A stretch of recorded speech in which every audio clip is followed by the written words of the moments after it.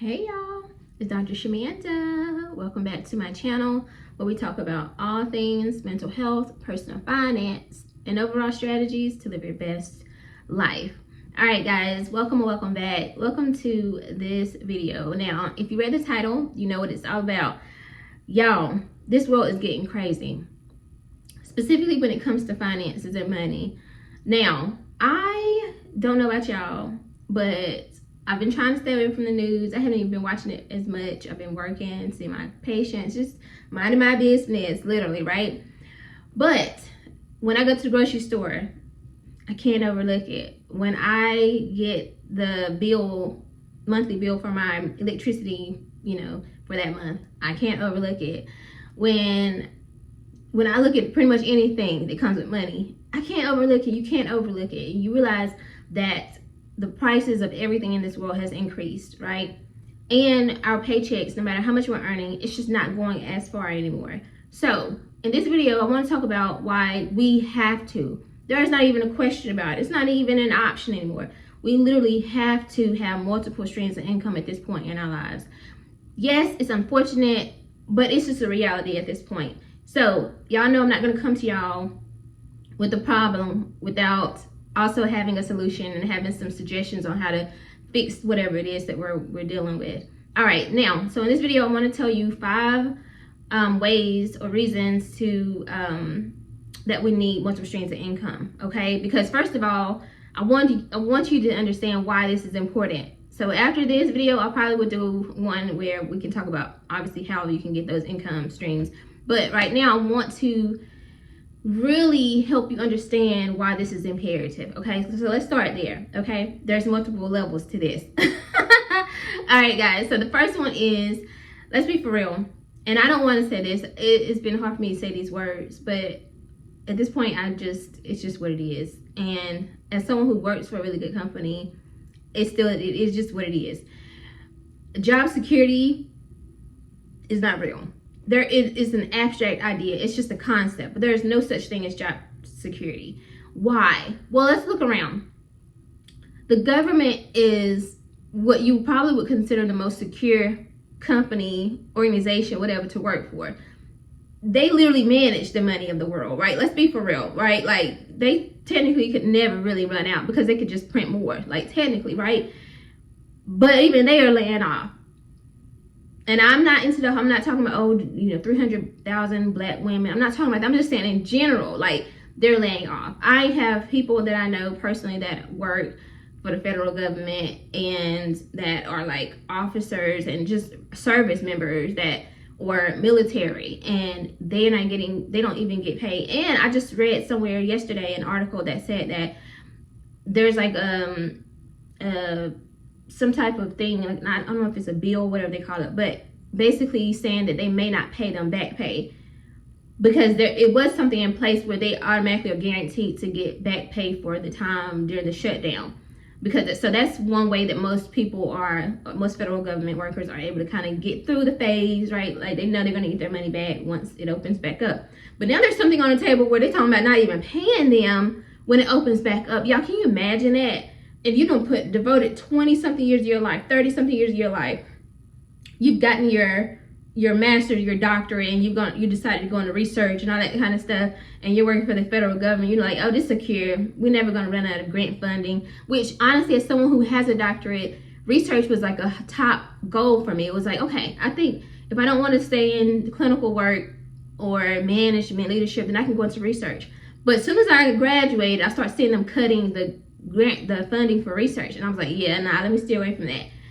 That's the government, y'all. And if they're not secure, ask yourself, do you think that, be for real. So that is one of the reasons why it is so important that you find another stream of income, multiple streams of income if possible, because job security is just an idea and a concept, but it's not real. I'm sorry to break it to you today. All right, number 2 is that the cost of living is outpacing our wages. Let's be for real. I have seen so many TikToker compilation videos where people are saying that, like, themselves and their spouses, like, what they make now in terms of salary and income is like almost like 5 or 10 times what they were making 5-10 years ago, right? And they thought that once they got to this point that, oh, they'd be living the life. Like, let's say 100K, for example. I know when I was growing up, I'm a millennial, but when I was growing up, 100K was rich. Like, we thought, oh, baby, if I make it 100K, matter of fact, 50K, oh, I'm living up. Oh, I can't wait to go to school, go to college, get me a good career, and start making 50K, 100K. You're not going to be able to tell me nothing.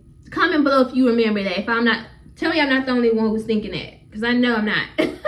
But nowadays, we make 50, 100,000, 150,000 easily, and you still, if you don't manage your money correctly, or if you have a lot of debt, or if you have so much going on, or just the cost of living, you're still unable to really live a lavish lifestyle. I would say it's still very much like, okay, I definitely got to budget this in order to really make it stretch.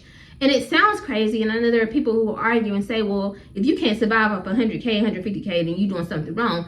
Yeah, you know, that's subjective, right?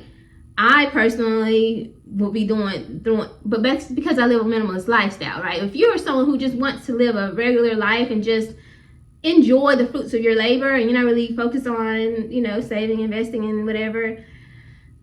Yeah, anyway, that's subjective. My whole point is, for someone who is, let's say they're not making 100K, and they're making anywhere from like 30 to 50, 60K, you got to remember, this is before taxes. So that the cost of living is really eating away at their income, y'all. So you have to, if you're someone in that category, and even if you're not in that category and you're in the higher category, it's still going to be important that you do add on another stream of income, because at the end of the day, it's just not stretching as much as it used to. And the numbers don't lie. There's so many researchers, so many studies that are showing that the inflation has eaten away at what used to be a high salary. It's just not working anymore, y'all. Seriously. All right, number 3 is that one stream equals 1 point of failure, right? So basically, if you got just one stream of income, that, like, let's say if it's your job, your full-time job, if you lose that, your whole life pretty much stops. If you don't have anything saved, if you don't have anything, investments to pull out, which most of us don't want to touch our investments, right? Even if we had that, it's still not really something we feel like we have access to, like, right? But if it basically means that, like, when that stops, you are cooked, as the young folks say. You're cooked, okay? And you don't want to be in that position. You want to be like, you know what? Okay, this ended, this contract ended, whatever, right? Like, okay, let me go ahead and lean more into this, what I'm doing. I can put more energy and hours into this other stream of income and these other stream of incomes, whatever, right? So you want to set yourself up where one job, source of income, whatever stops, then you can roll over and focus on the other ones, okay? Number 4 is that financial freedom requires cash flow, right? Now, if you're not focused on financial freedom, this one won't be that big of a deal for you. But if you are, like someone like me and a lot of people that's on this channel, we're focused on not just trying to survive, but we're trying to thrive. We're paying off debt, we're investing, we're saving, we're just living it up. Like, we're really doing it, right? And we're being very conscious and intentional with our money. So if we just relied on one stream of income, and something happened to that, we're not getting closer to our goals. So it really stops our progress and our goals and our, you know, success, essentially, towards our financial freedom goal. And at the end of the day, ultimately though, right, like, I know for me personally, you guys who follow me in my budget videos, you know that, like, one thing that I've been able to do and how I've been able to meet my financial goals is that I have obviously a main full-time, you know, secure role, right? And I use that to pay, you know, my regular expenses. And then I use other streams of income to help pay off debt, save, invest, and things like that faster. So if you're on a financial freedom journey, if you lose your one source of income, how are you getting closer to your goals? So don't set yourself up for that to fail, because at the end of the day, at least if you have other streams of income, you can still continue that on in some capacity, okay? The number 5, last but not least, is that peace of mind is more important than a paycheck.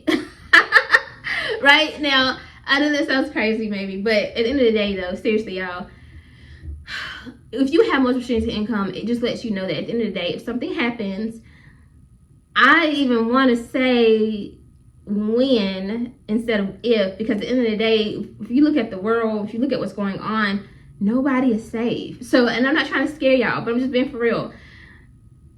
When, if, whatever you want to lean into at this moment, something happens if you have multiple streams of income, at least you know you at least have money to cover your basics, right? Like you can put food in your house to feed you and your kids. You can at least pay the electricity. Maybe you can call the mortgage company or your rental property manager and work out a deal with them or some accommodations, right?